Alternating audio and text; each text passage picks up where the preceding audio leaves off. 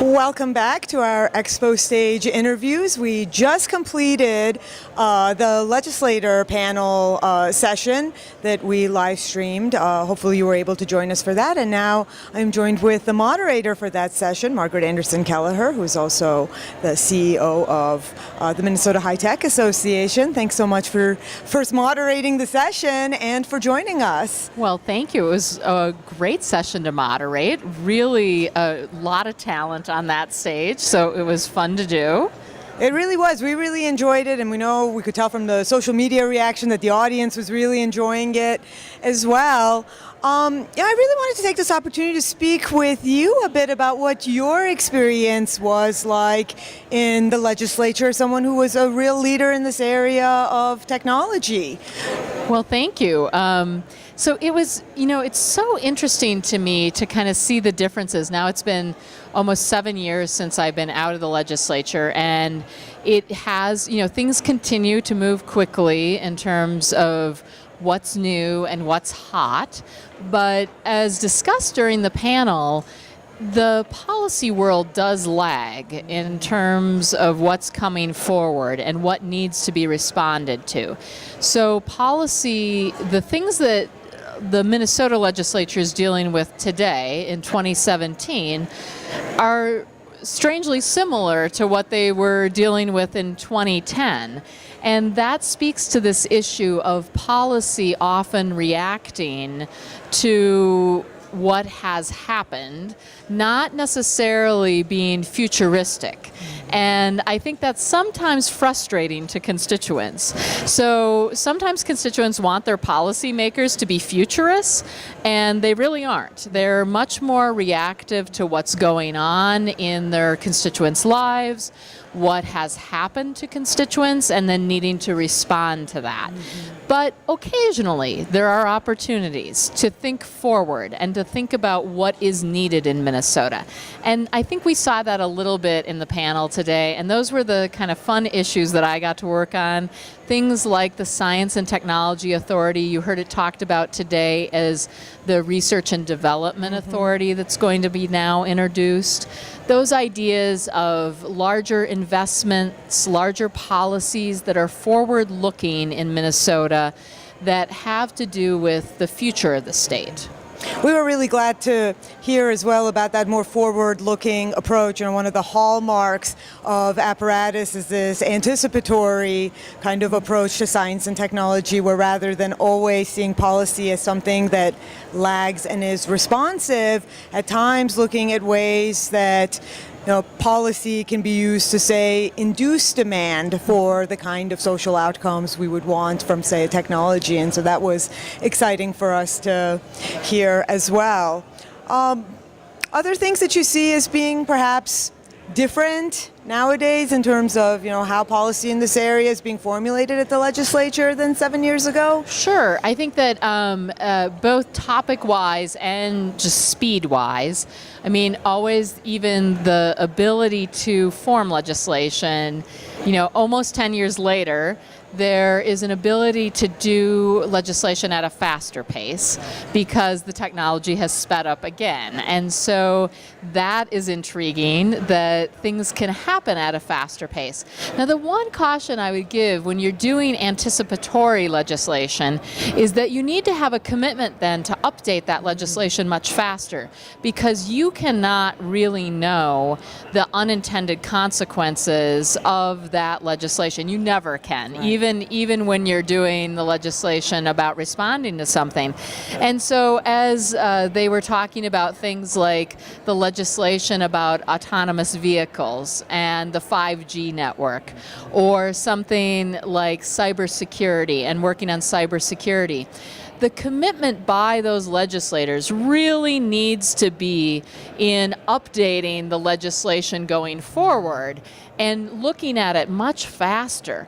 And so, a group like yours can be helpful in that, to flag what needs to be, what's working and what's not working much more quickly, or a group like MHTA, the Minnesota High Tech Association, looking at that sort of thing.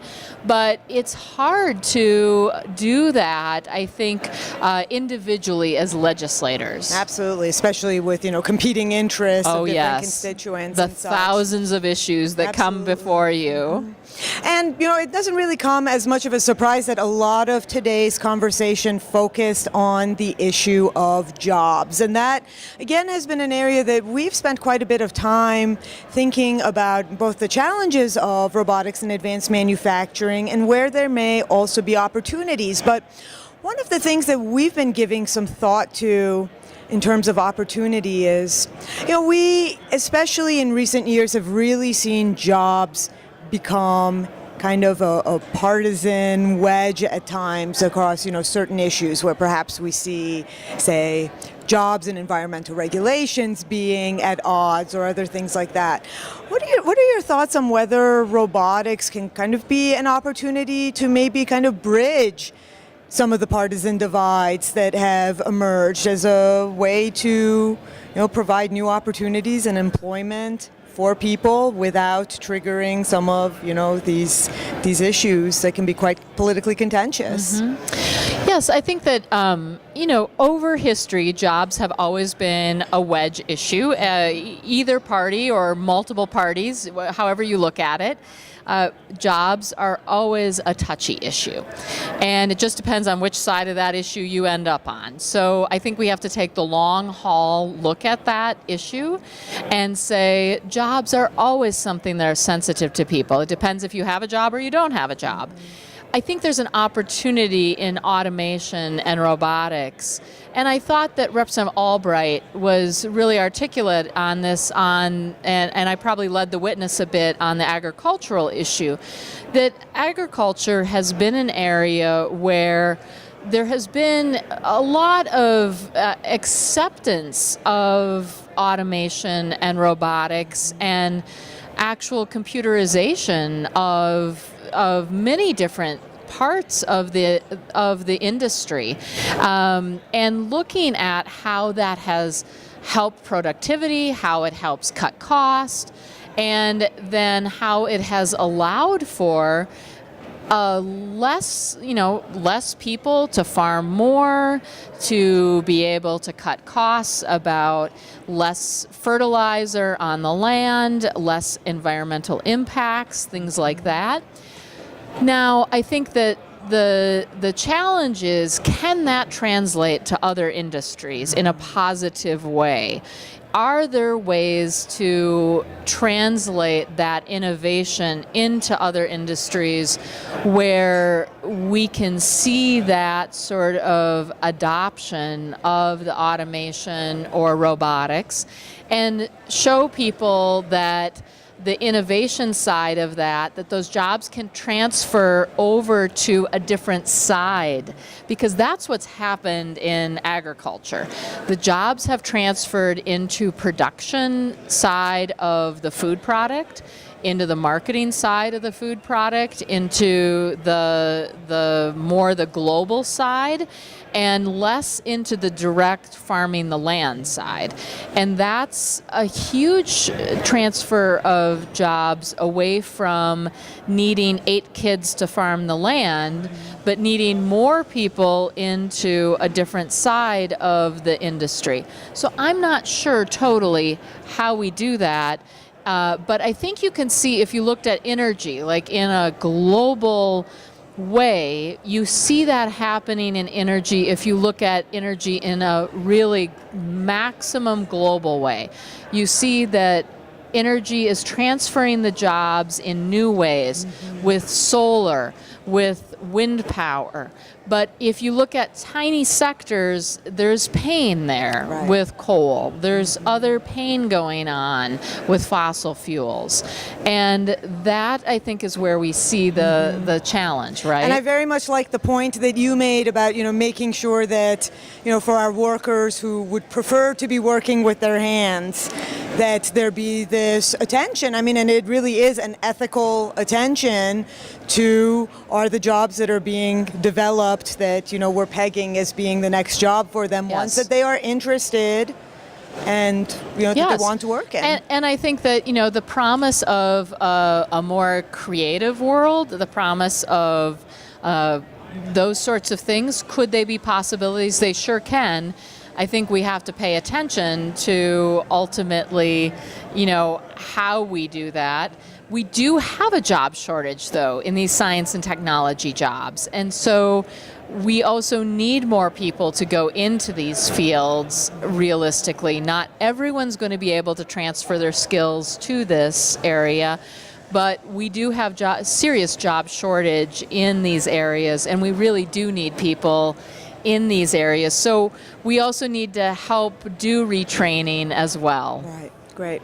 And then just to close, I'm wondering, so now that we've had this legislative panel, we've had the opportunity to, both bring these legislators together to talk about these issues, but also to help connect them with this broader Robotics Alley community of technology developers. Do you have thoughts on what we can do between this and the next session, the next conference, to kind of keep the momentum and the conversation going? Well, I thought that one of the most exciting parts of a session like this is watching the legislators react to each other, too. I think that one of the things that sometimes you, as a lay person, when we're in the audience, that we may not really appreciate as much, is that there is not as much interaction between the House and Senate as you might think. And so I was watching them take notes about each other's ideas.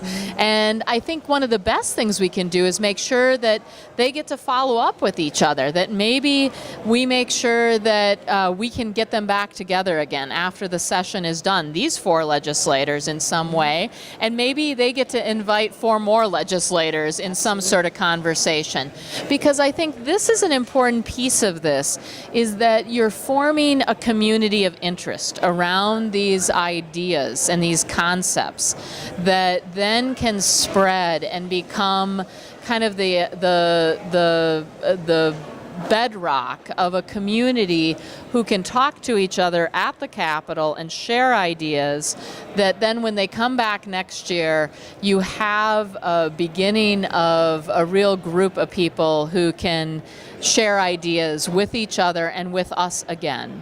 Fantastic. Well, we certainly welcome any opportunity to help with facilitating that process and making sure that this wonderful work continues. And we thank you so much, Margaret, for joining us and for your long-standing work in helping to foster those kinds of conversations. Well, thank you so much. Thanks for all your work on this. Our pleasure. All right. Thank you.